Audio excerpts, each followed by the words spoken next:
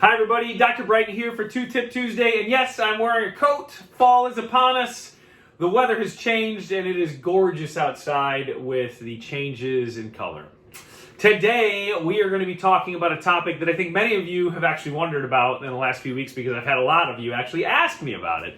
In fact, we had a patient that asked us to do this video on it. And it stems from our discussions of clenching and or grinding. We've talked about the stresses from COVID and how we're seeing almost pandemic-like levels of clenching and or grinding and the broken teeth, crowns, fillings, the bone structure that are being detrimentally affected by the clenching and grinding. And with that, it's really awesome. Patients are wondering about solutions. And so for those of you that we have talked to, we've had the discussion of a bite splint, and in particular, a hard bite splint.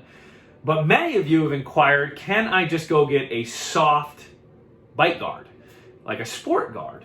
And that topic has come up a lot, and this is what the patient asked us to talk about.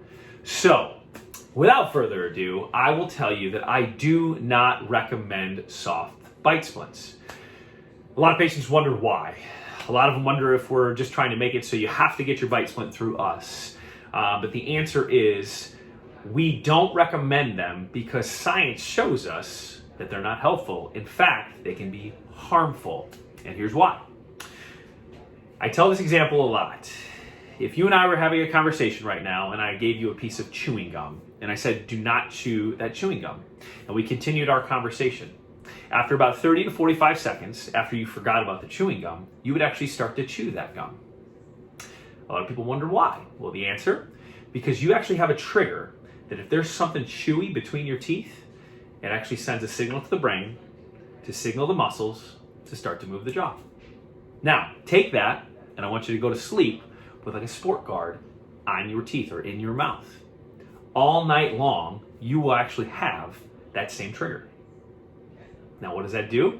That causes you to actually clench or grind your teeth all night long. We don't want that, right? Because we know that if you do that all night long, the muscles are going to be fatigued. And just like if you went for a long run or a long walk and you hadn't been doing that for a while, you get lactic acid buildup in the muscles of your legs. And then you have that stiff feeling. And what do you want to do?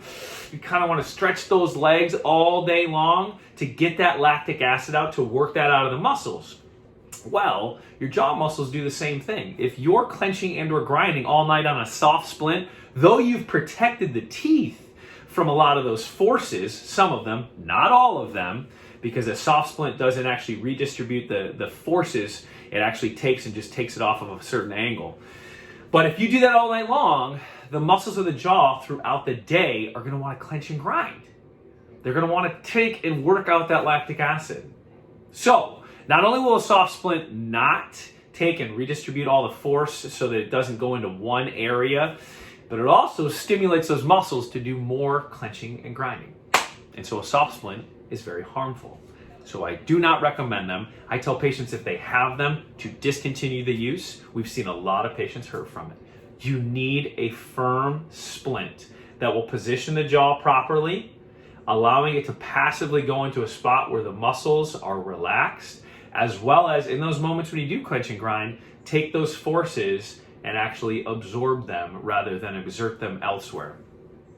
So that's my 2-Tip Tuesday for you.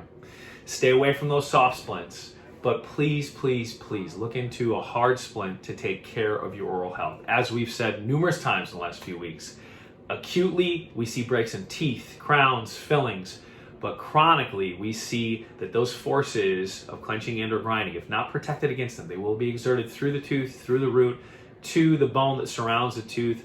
We see that bone becomes vulnerable to bacteria, particularly the bacteria that cause gum disease, and chronically we see the onset of gum disease more readily. And right now, amidst COVID, that is one of our biggest fears, that we are going to see the problems of this for months, potentially years to come. And so my goal is to prevent that as much as possible for my patients. So I hope you found that helpful. I love that patients were asking for topics or about topics. Please do that. If you have topics you want to talk about, reach out to us. We'd love to address them for you. If you have any questions about this topic, please comment below, email us, call us. But thank you so much for tuning in. I hope you have a great rest of your Tuesday. I hope you have a great rest of your week. I hope you enjoy the fall and the beautiful changes that are coming with it. Thank you.